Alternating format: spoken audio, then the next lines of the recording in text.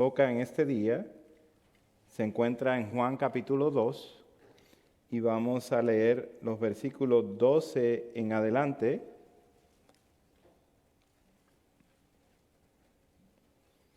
Voy a hacer lectura a este pasaje, luego voy a hacer una oración y comenzamos con la exposición de la palabra de Dios. Juan capítulo 2, versículo 12, dice así: Después de esto descendieron a Capernaum él, su madre, sus hermanos y sus discípulos, y estuvieron allí no muchos días. Estaba cerca la Pascua de los judíos, y subió Jesús a Jerusalén y halló en el templo a los que vendían bueyes, ovejas y palomas, y a los cambistas allí sentados. Y haciendo un azote de cuerdas, echó fuera del templo a todos, y las ovejas y los bueyes, y esparció las monedas de los cambistas, y volcó las mesas, y dijo a los que vendían paloma: Quitad de aquí esto, y no hagáis de la casa de mi padre casa de mercado. Entonces se acordaron sus discípulos que está escrito: el celo de tu casa me consume. Y los judíos respondieron y le dijeron: ¿qué señal nos muestras ya que haces esto? Respondió Jesús y les dijo: destruid este templo y en 3 días lo levantaré. Dijeron luego los judíos: en 46 años fue edificado este templo, y tú en 3 días lo levantarás. Mas él hablaba del templo de su cuerpo. Por tanto, cuando resucitó de entre los muertos, sus discípulos se acordaron que había dicho esto y creyeron la escritura y la palabra que Jesús había dicho. Dios, en esta hora confiamos en tu Espíritu Santo, quien inspiró tu palabra, para que en esta hora nosotros creamos y para que en esta hora nosotros seamos santificados. Creemos que es el poder de tu Espíritu que hace que esta palabra viva llegue a lo más profundo de nuestros corazones y examine y discierna todo lo que hay ahí, aún nuestros motivos. Dios, gracias por tu palabra. Gracias por Jesucristo. Y gracias por tu Espíritu que en esta hora nos vivifica para el propósito de recibir tu palabra. Danos hambre y sed de tu palabra en esta hora. En Cristo Jesús. Amén. Amén. Bien, como hemos ya estado enseñando en los domingos pasados, el propósito de que se escribió, que Juan, el apóstol Juan escribió este libro, lo dice en el capítulo 20, versículo 31, pero estas se han escrito para que creáis que Jesús es el Cristo, el Hijo de Dios, probando que Él es divino. Es una forma apologética de comprobar a través de evidencias fuertes, sostenibles, firmes, de que Jesús verdaderamente es el Cristo, es el prometido, es el ungido, y que Él es el Hijo de Dios de naturaleza divina. Y tiene también un propósito evangelístico para que nosotros creyendo tengamos vida en su nombre.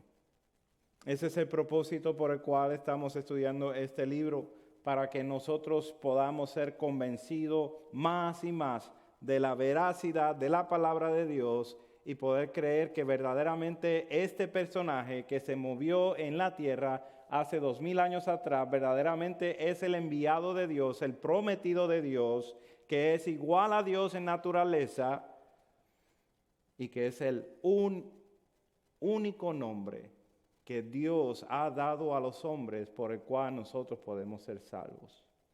Es el único nombre al cual nosotros, creyendo que verdaderamente su obra aquí en la tierra produjo algo que es completamente asombroso, que el hombre pecador pueda una vez más ser reconciliado con su Creador Santo.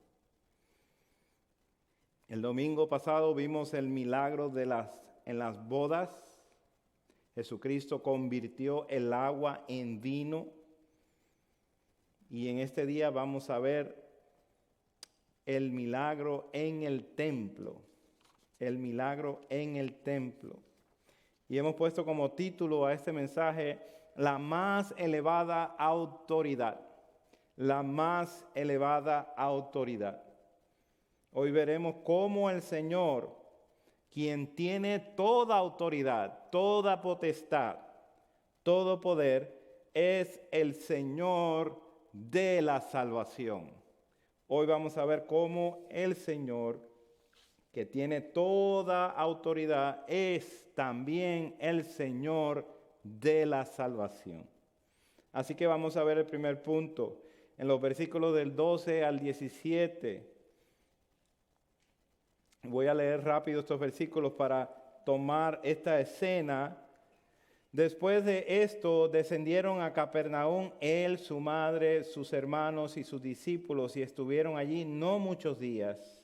Estaba cerca la Pascua de los judíos, y subió Jesús a Jerusalén, y halló en el templo a los que vendían bueyes, ovejas y palomas, y a los cambistas allí sentados, y haciendo un azote de cuerda, echó fuera del templo a todos, y las ovejas y los bueyes, y esparció las monedas de los cambistas, y volcó las mesas, y dijo a los que vendían paloma, quitad de aquí esto, y no hagáis de la casa de mi padre casa de mercado. Entonces se acordaron sus discípulos que está escrito, el celo de tu casa me consume. Así que Jesucristo bajó de Caná, donde exhibió ese poder de transformar el agua en vino, y bajó a Capernaum, donde está la casa de operación del ministerio de Jesucristo. Podemos decir que este es el cuartel principal o el cuartel general de donde Jesucristo empezó a moverse en su ministerio. En este viaje le acompañan los discípulos, le acompaña su familia de Jesús, su madre, sus hermanos en la carne y sus discípulos. Jesús está en modo de misión. Él desciende a Capernaum y luego sube a Jerusalén. Desciende y sube, habla de la elevación de los lugares donde se encontraban. Jerusalén está en un monte, así que cada vez que dice que sube es porque suben hacia el monte. Así que tiene que subir para llegar a Jerusalén. ¿Por qué subió a Jerusalén?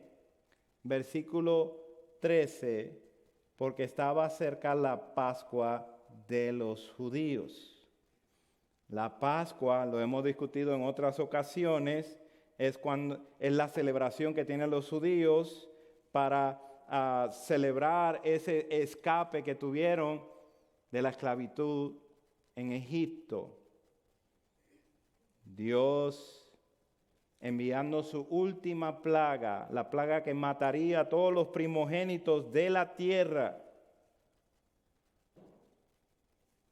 estaría pasando sobre aquellas casas que estuvieran pintadas sus postes con la sangre del cordero que fue sacrificado. Así que es bien interesante que Jesús comienza su ministerio público, ponga nota de esto, en la temporada de la Pascua.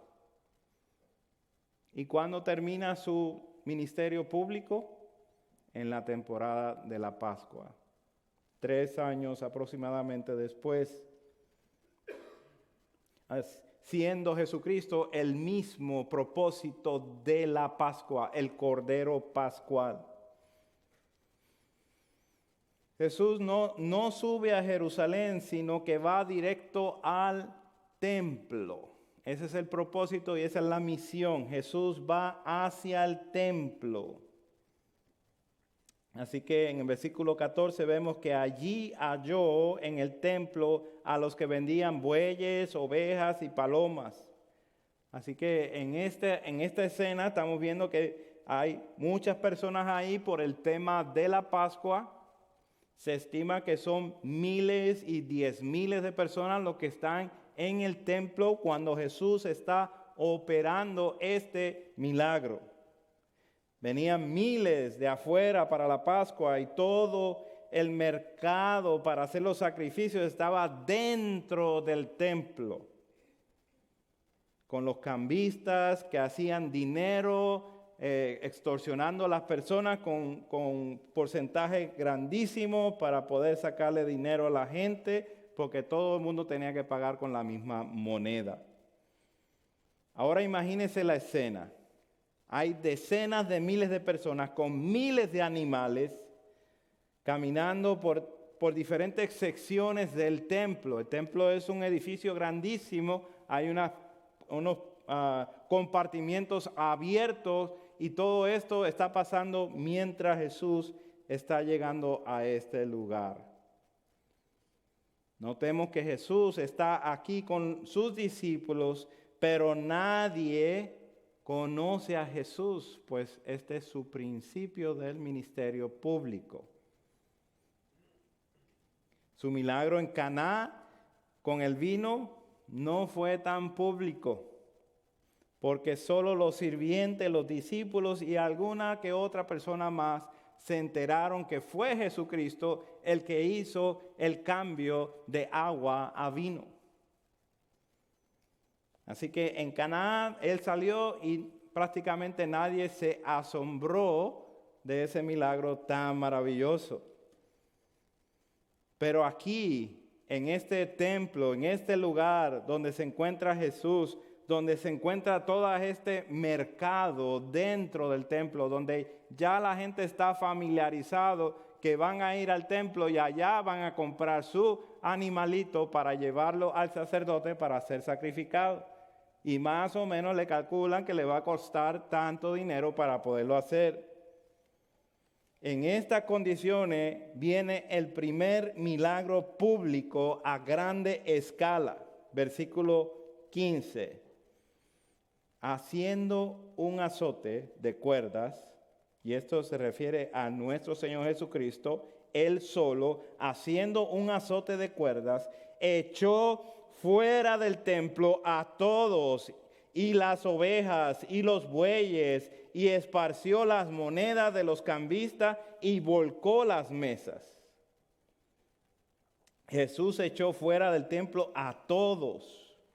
¿Y quién lo detuvo? Nadie. Es un juicio de parte de Dios hacia el sistema del templo que está corrupto, que ha permitido que todo este mercado entrase a la casa de Dios. Ahora sí, se imaginan todo el movimiento, el corre y corre de la gente, los animales, el ruido, el olor, los gritos, un solo hombre con la ira de Dios, expulsando a todos los que están ahí, que han convertido la casa de Dios en un mercado. La casa de Dios llama toda la atención a la reverencia a Dios, pero en lugar de reverencia, los líderes de Israel dejaron meter todo el mundo de negocios en este lugar para extorsionar mientras les provee conveniencia a ellos mismos, mientras están comprando y vendiendo en este lugar. Toda la idea del sacrificio era que escogieras de lo tuyo, para que de lo tuyo llevaras al templo y demostraras por medio de un animalito que iba a ser sacrificado por los pecados que tú cometiste. Y ahora simplemente vas y compras, llevas un dinerito, compra algo. Sí, te va a costar lo que cuesta el dinerito, pero no te va a costar haber llevado algo tuyo. Versículo 16, a los que venden paloma, quitad de aquí esto, y no hagáis de la casa de mi padre casa de mercado. Lo que dijo aquí aplica a todos los que estaban en el templo haciendo negocio. Quitad de aquí esto. Quitad de aquí esto. Es un comando. Vemos en el final del libro de Éxodo, Dios manifestándose por medio de su tabernáculo. Entonces una nube cubrió el tabernáculo de reunión y la gloria de Jehová llenó el tabernáculo.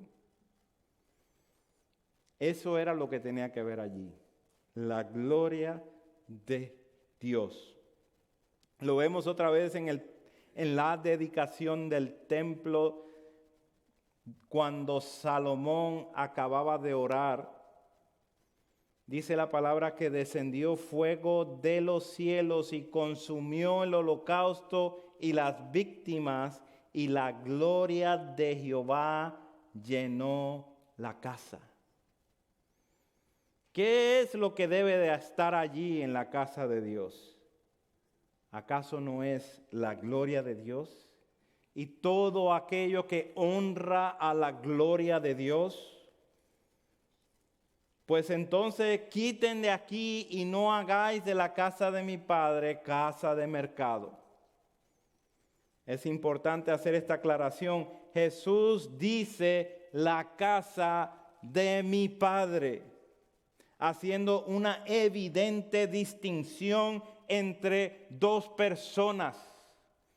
Él es su padre, dos personas. Para no enredarnos con este tema, es importante que entendamos que esta es la enseñanza de la palabra de Dios. Continuamente, consistentemente, Pablo en el libro de los Romanos habla del evangelio de Dios y dice que este evangelio es la promesa de Dios en las escrituras acerca de su Hijo. Dios, su Hijo. Primera de Corintios 1:3, gracia y paz a vosotros de Dios nuestro Padre y Señor Jesucristo. Padre y Señor. Segunda de Corintios 1:3, bendito sea el Dios y Padre de nuestro Señor Jesucristo. Gálatas lo dice otra vez, gracia y paz sean a vosotros del Dios el Padre y de nuestro Señor Jesucristo. Efesios 1 dice, bendito sea el Dios y Padre de nuestro Señor Jesucristo, que nos bendijo con toda bendición espiritual en los lugares celestiales en Cristo Jesús. Es un tema continuo. Filipenses lo dice, Colosenses lo dice, Tesalonicenses lo dice, Timoteo lo dice, el autor de Hebreos lo dice bien claro: Dios nos ha hablado por el Hijo. Santiago, que es hermano de Jesucristo, dice que Él es siervo de Dios y del Señor Jesucristo. Pedro mismo dice: bendito el Dios y Padre de nuestro Señor Jesucristo. Y Juan dice: nuestra comunión verdaderamente es con el Padre y con su Hijo Jesucristo. Dios es uno, claramente revelado en tres personas: Padre, Hijo, Espíritu Santo. No es un invento, es la Escritura, es la revelación de Dios. Él nos las ha dado para que la conozcamos, para que podamos ser enriquecidos en esa relación trinitaria. Seguimos con el versículo 17. El celo de tu casa me consume. Eso fue lo que los discípulos se acordaron que está escrito. Ellos llegaron a la conclusión de lo que han presenciado, de lo que han visto, es un cumplimiento de las Escrituras.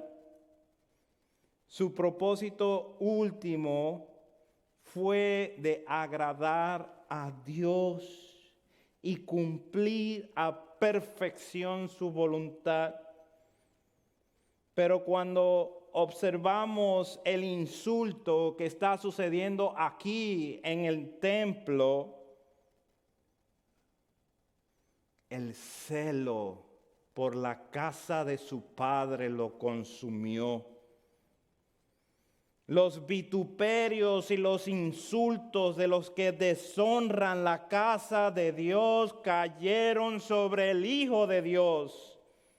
Y los discípulos se acordaron de ese Salmo 69, que fue el salmo que leyó nuestro hermano Roberto. Por la tanta deshonra,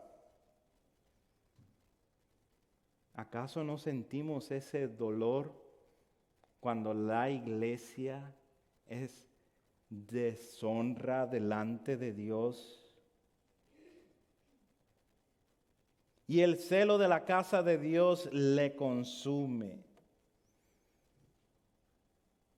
Los discípulos se acordaron de este salmo y ellos comenzaron a conectar, así como usted y yo cuando empezamos a descubrir lo que hay en la palabra de Dios y empezamos a conectar que Cristo es el cumplimiento de las Escrituras.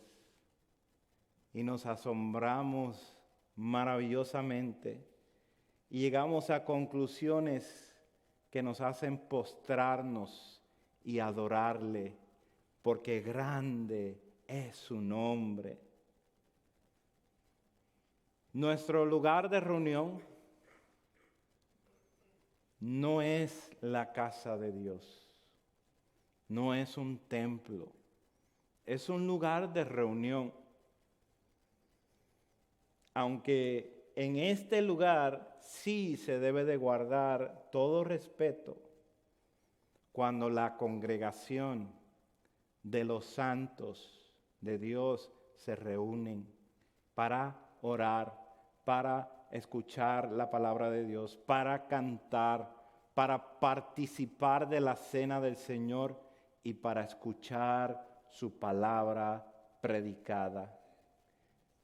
Ahí es donde está el templo, cuando los hermanos se reúnen. Ahí es donde está el templo, es la iglesia del Señor. ¿Qué tan celoso debemos de ser con lo que hacemos como iglesia o con el cuerpo del Señor? ¿Qué cosas deben provocarnos a ira cuando vemos o no vemos qué está ocurriendo en el contexto de una iglesia local? Me refiero a qué es lo que se está enseñando, qué es lo que se está provocando en los corazones de las personas, si hay palabra de Dios, si existe el evangelio siendo expuesto claramente, o si son doctrinas de demonios, de falsos maestros liderando con doble condenación a gente que están ya en el infierno. ¿Cuán separado debe de ser nuestro tiempo de congregarnos para la adoración y para estimularnos al amor y a las buenas obras de todas las demás cosas? ¿Qué puede ser más importante que estar con los que se dicen a la casa del Señor iremos? ¿Cuánto anticipamos el día del Señor, hermanos?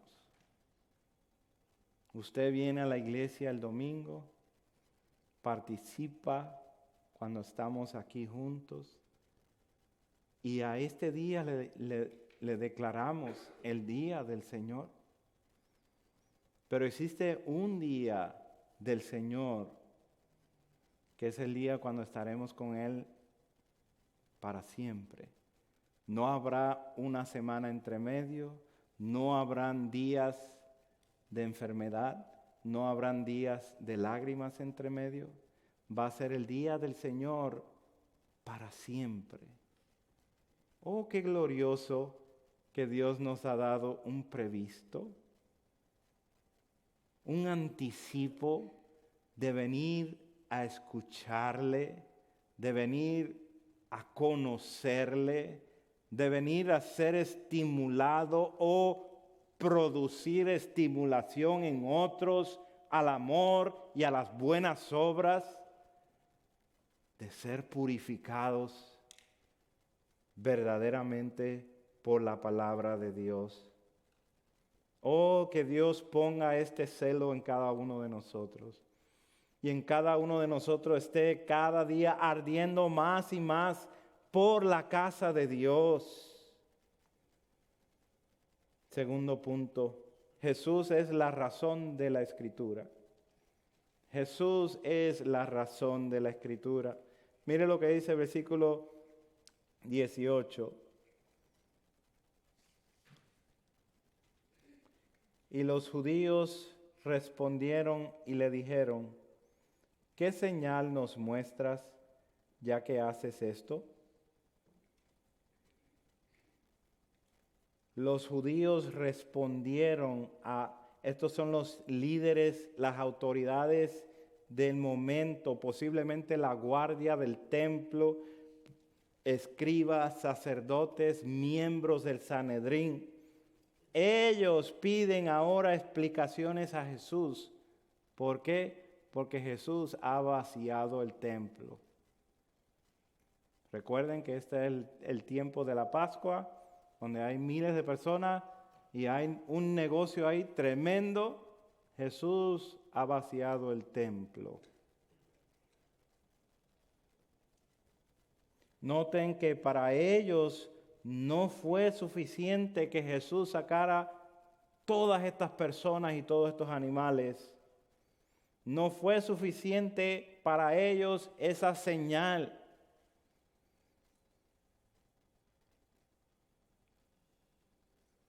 Noten, el hecho de haber purificado el templo era un cumplimiento de profecías.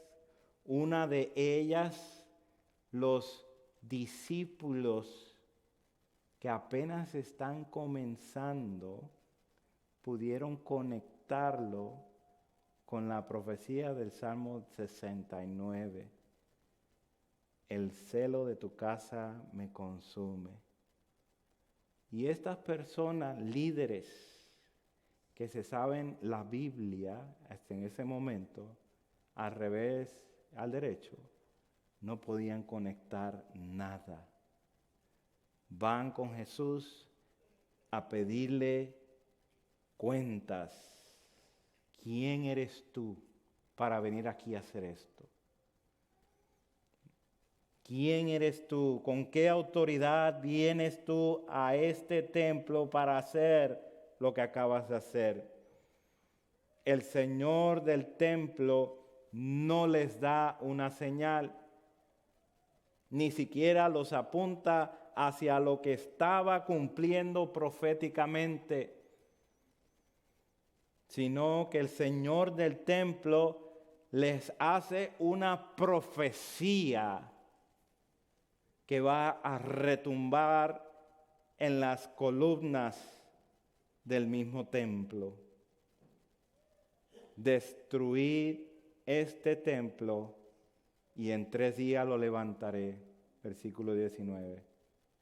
Destruir este templo y en 3 días lo levantaré.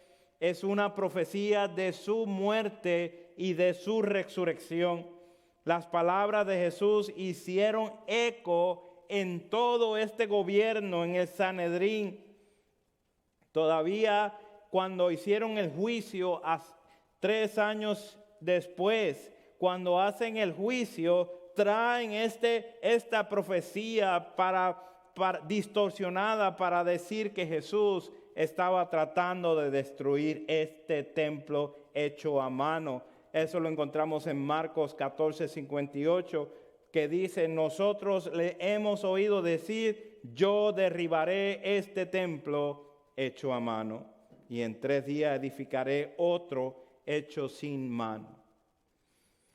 Con los que estaban burlándose de Cristo en la cruz del Calvario, le decían: va, tú que derribas el templo de Dios y en 3 días lo reedificas, sálvate a ti mismo y desciende de la cruz. Obviamente aquí en nuestro texto lo hicieron ellos también. Se burlaron en versículo 20. En 46 años fue edificado este templo y tú en 3 días lo vas a levantar. Pero analicemos lo que está diciendo Jesús. Está diciendo que su propio cuerpo es el templo donde el pecado está expiado, donde se hace el sacrificio para que el hombre pueda ser reconciliado con Dios. ¿Y cómo sabemos eso? Pues el mismo texto nos lo dice, versículo 21. Mas él hablaba del templo de su cuerpo. Este será destruido y en 3 días será levantado. La colocación de esta historia junto con la más cercana, que viene siendo la de las bodas en Caná, de la señal en el contexto llenando las vasijas de agua de limpieza ceremoniales que las cambió con vino, está haciendo un punto muy importante. Las leyes de limpiezas tradicionales del judaísmo serán reemplazadas por la vida y la muerte y la resurrección de este templo, del cuerpo de Cristo Jesús, del templo del que se refirió. El cuerpo de Jesús es el templo de Dios. Y aquel verbo fue hecho carne y se tabernaculizó, habitó entre nosotros y vimos su gloria, gloria como del unigénito del Padre, lleno de gracia y de verdad. Les presenté en Éxodo cuando fue el tabernáculo en su posición más alta, en su tiempo más precioso, fue lleno de la gloria de Dios. En la dedicación del templo de Salomón, en su momento más alto y en su momento más preciso, fue lleno de la gloria de Dios. Y aquí se encuentra el cuerpo de Jesús, quien es el templo, el verbo que fue hecho carne, y vimos su gloria, la gloria del unigénito del Padre, y vimos que estaba lleno de gracia y de verdad. El templo o tabernáculo es un tipo del cuerpo de Jesús.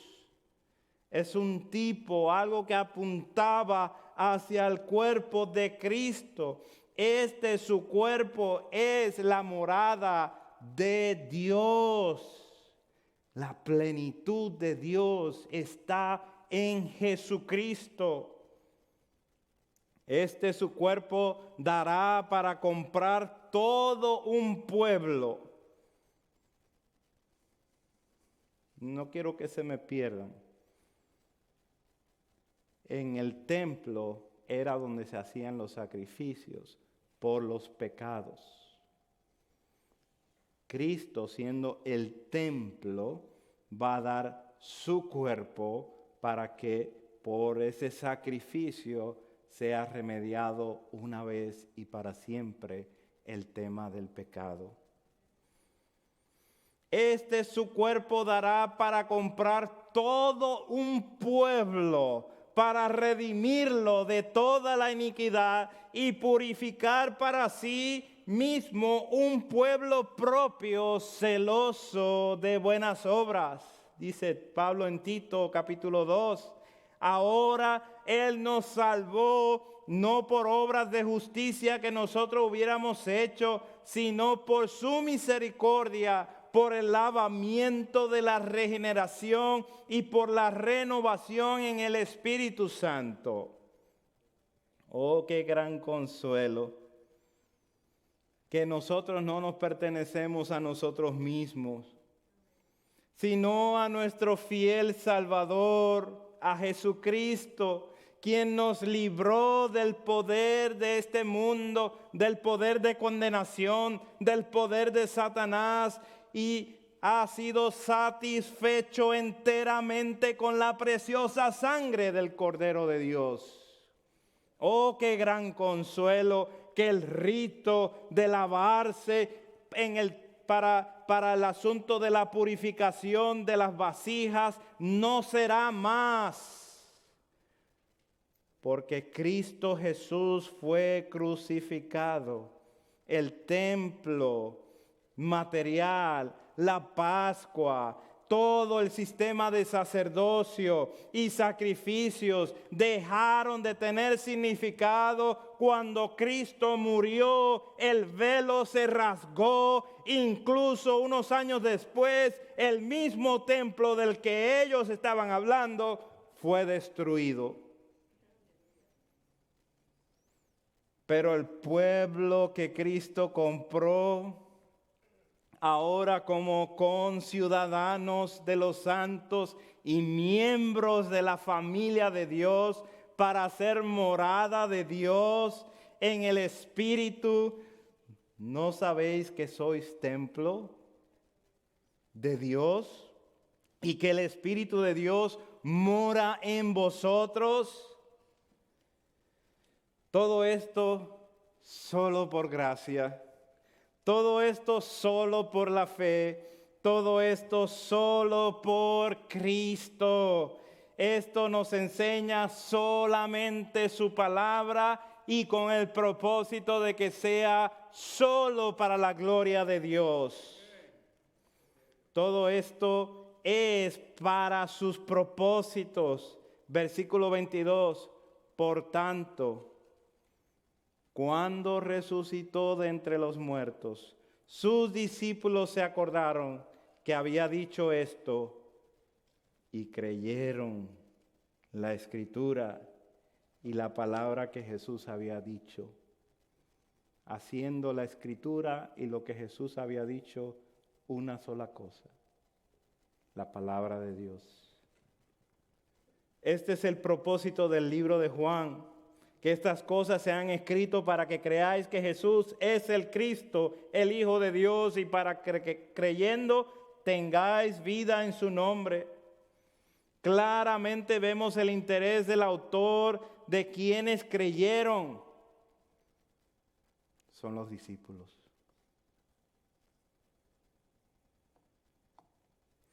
Versículo 11, si regresamos un poquito atrás en el mismo capítulo, versículo 11 nos dice: este principio de señales hizo Jesús en Caná de Galilea y manifestó su gloria. Y sus discípulos creyeron en él. Ahora, versículo 22, hablando de sus discípulos, dice: creyeron la Escritura y la palabra que Jesús había dicho. Ese es el propósito de las señales. Y claramente Juan nos las está dando como evidencias para que nosotros también creamos. Veamos el tercer punto. Jesús está comprometido contigo. Y voy a leer los 3 versículos. Versículo 23. Estando en Jerusalén en la fiesta de la Pascua, muchos creyeron en su nombre, viendo las señales que hacía. Pero Jesús mismo no se fiaba de ellos, porque conocía a todos y no tenía necesidad de que nadie le diese testimonio del hombre, pues él sabía lo que había en el hombre. No se pierda de este detalle, hermano, hermana. Él continuó en Jerusalén y estaba allí haciendo muchas señales. Y dice el versículo 23 que muchos creyeron en su nombre. Tenemos aquí el acercamiento de las multitudes que se acercaron a Jesús porque hacía muchas señales. Creo que hasta aquí muchos estarían de acuerdo en decir: qué bueno, un aplauso, ya se logró el ministerio de Jesús. Ahora son muchos, ha dado resultado. Pero hermanos, así no es que funciona el reino de Dios. Mire el versículo que sigue al versículo 23, es el versículo 24. Empieza con pero, haciendo una indicación de un cambio, es una sujeción, es un cambio. Pero Jesús mismo no se fiaba de ellos porque conocía a todos. Ellos aceptaron que Jesús era fenomenal, que podría ser incluso el Mesías y que sus señales tenían que venir de Dios porque no había otra forma. Pero no tenían fe salvadora. O sea que ellos no estaban ahí por los motivos correctos de postrarse ante Cristo como su Señor de sus vidas, sino para que en algo les pueda servir a ellos. ¿De qué manera este hombre puede llenar y cumplir mis sueños? Pero no hay una convicción de pecado y de la santidad de Dios que solo la justicia del Salvador Jesús puede arrancarme de una vez y para siempre de la condena eterna y llevarme a disfrutar de una relación genuina, eterna con el Trino Dios. ¿Ven las diferencias? Hay una admiración por Jesucristo. ¡Wow! ¡Qué tremendo!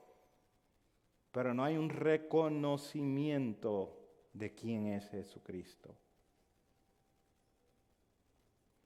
Jesús conoce a todos, pero no se fiaba, no confiaba de todos, porque conoce lo que hay en ellos, lo que hay dentro del corazón.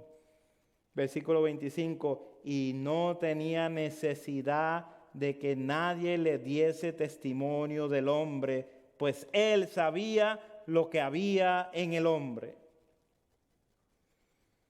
Dios conoce todas las cosas.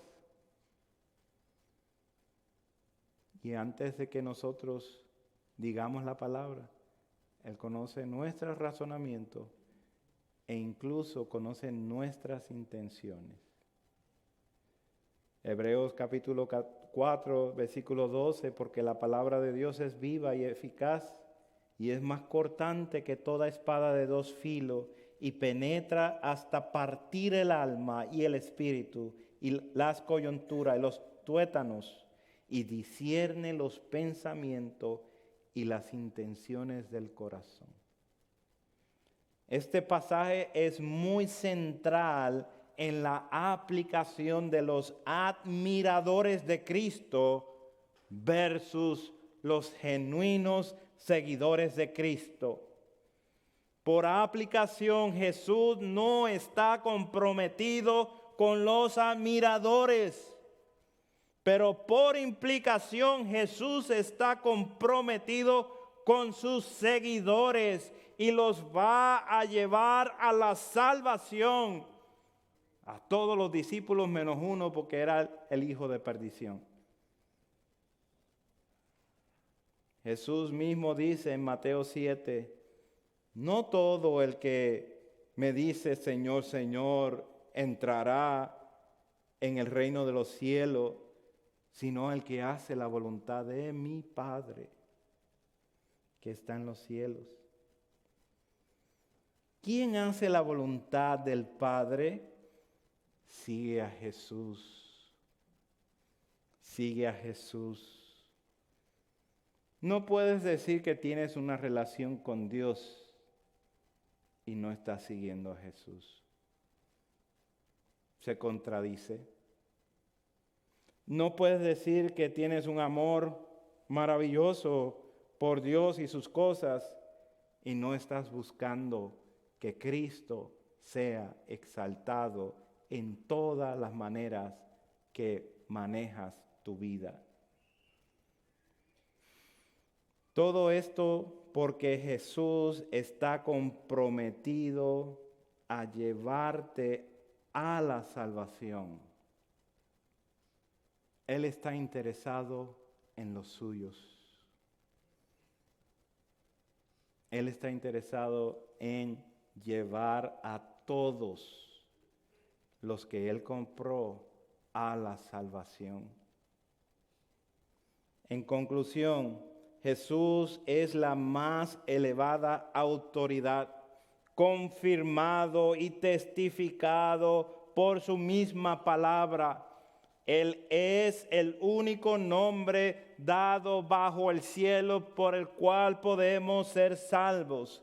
Jesús es el Señor del templo. Veamos que tengamos ese celo por su casa, por la edificación de su iglesia, que esté claramente fundamentada sobre los apóstoles y los profetas, siendo Jesucristo la piedra angular. Jesús es la razón de la Escritura. Toda la Escritura testifica y apunta hacia uno, hacia Cristo, y Él es el cumplimiento de la palabra en exactitud, en forma precisa. Jesús está comprometido contigo. Esta realidad debe de asegurarte una cosa, que no soy yo, sino Cristo en mí.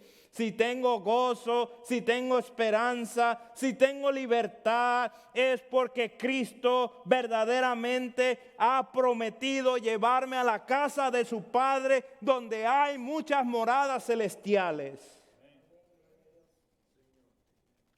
La adoración superficial no tiene cavidad en la casa de Dios. Oh, pero qué gran consuelo saber que el Hijo de Dios está comprometido contigo y conmigo si verdaderamente le pertenecemos.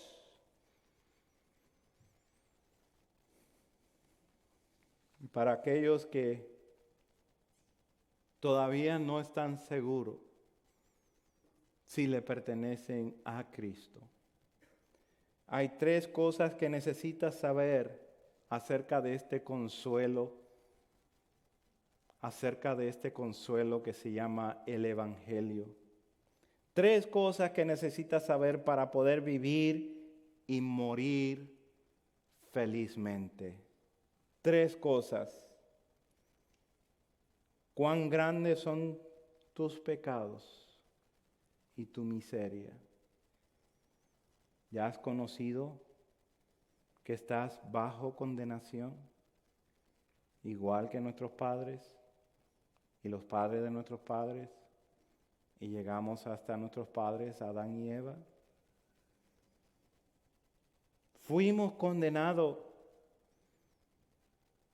destituidos de la gloria de Dios. ¿Conoces cuán grande es tu pecado y tu miseria? 2. ¿Cómo puedo ser librado de todos mis pecados y mi miseria? ¿Sabes que hay una solución para ya no estar en esa condenación? ¿Sabe que esa solución Dios tuvo que enviar a su Hijo para que en el poder de su Espíritu fuera autentificado sobre muchas personas y llevase en la cruz, en su cuerpo, todos tus pecados y los míos, y recibiera la ira de Dios para que su justicia fuera satisfecha completamente. Así que número 2, conoce que Cristo tomó tu lugar. Y número 3, ¿cómo debo de expresar mi gratitud a Dios por esta gran liberación? Pues ahora vivo para Él. Todo lo que hago, todo lo que pienso, lo hago para la gloria de Dios. Vivimos para Él, porque Él es el Cordero digno de tomar todo el honor, toda la honra. No nos pertenecemos, le pertenecemos a Él, a la más elevada autoridad, a la cabeza de la iglesia. Oremos. Padre, en esta hora te agradecemos por estas lindas bondades, por Cristo Jesús, que se hace cada vez más hermoso, más precioso, más valioso. Ayúdanos, Dios,